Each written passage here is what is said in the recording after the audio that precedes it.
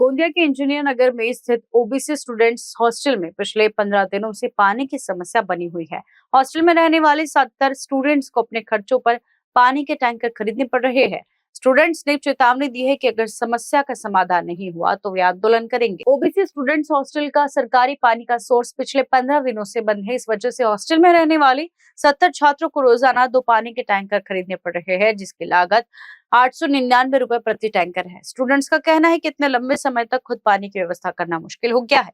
OBC समाज सेवकों ने हॉस्टल पहुंचकर छात्रों की परेशानी जानी और जल्द समाधान की मांग की। सोमवार को सभी ओबीसी स्टूडेंट्स को डिस्ट्रिक्ट कलेक्टर के ऑफिस ले जाकर अपनी समस्या बताई जाएगी। समाज सेवकों ने चेतावनी दी है कि अगर पानी की समस्या का जल्द समाधान नहीं हुआ तो ओबीसी समुदाय छात्रों के साथ प्रोटेस्ट करेगा। सर, लगभग 15 दिवस झाले आहेत. आमच्या हॉस्टेलमध्ये पाण्याचा एक थेंब सुद्धा नाही.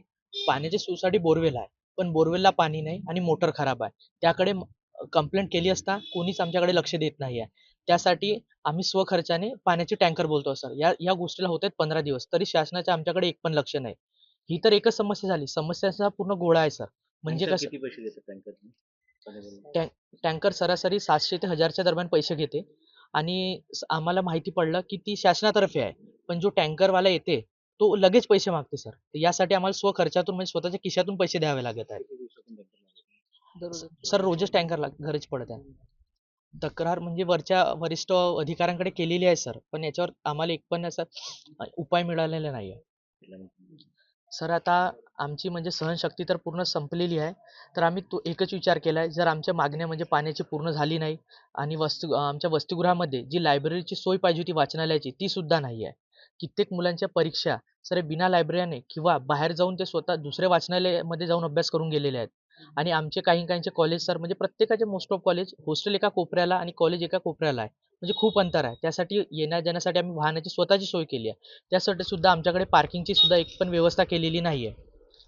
आमची एकच इच्छा आहे की सर आम्हाला पाण्याची सोय करून द्यावी, पार्किंगची व्यवस्था, लायब्ररी आणि निर्वाह भत्ता जो आम्हाला वेळेवर कधी मिळालेलाच नाही सध्यापर्यंत, आणि वाचनालय, एवढे आमचे मागण्या पूर्ण कर. आणि सर एक म्हणजे गोष्ट कशी, आमच्याकडे पाणी गरम करायला गिझर आहे, पण गिझर चालू करायला लाईटच नाही. गिझर चालू केला लाईट बंद पडते.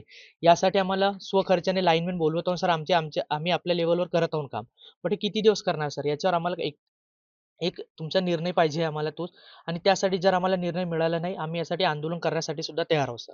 गेल्या 15 दिवसापासून ओबीसी वसतिगृहात पाण्याची समस्या निर्माण झाल्याची माहिती आज या वसतिगृहातील विद्यार्थ्यांनी आम्हाला दिली.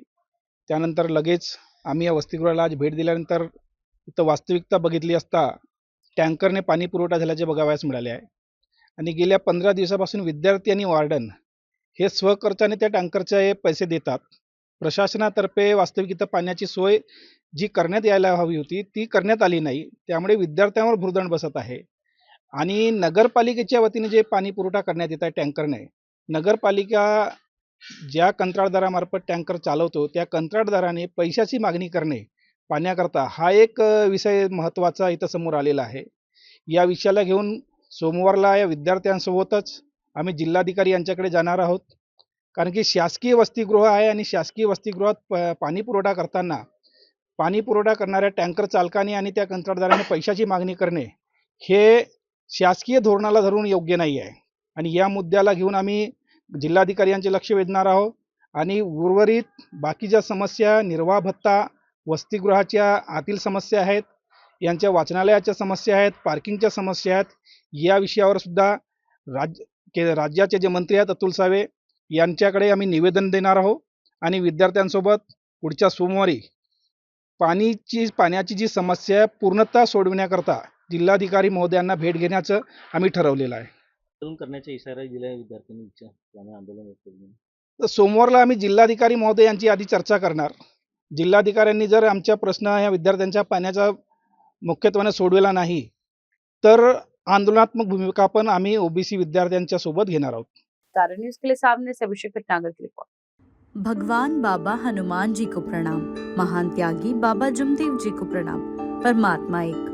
महान त्यागी बाबा जुमदेव जी की 105वीं जयंती के पावन अवसर पर सभी सेवक सेविकाओं एवं बाल गोपालों को हार्दिक हार्दिक शुभकामनाएं। ईश्वर से प्रार्थना है कि बाबा का आशीर्वाद आप सभी पर बना रहे और आप सभी के जीवन में सुख शांति एवं समृद्धि आए। शुभेच्छुक कांद्री जिला परिषद शिवसेना के माजी जिला परिषद सदस्य संजय जी झाड़े और मित्र परिवार।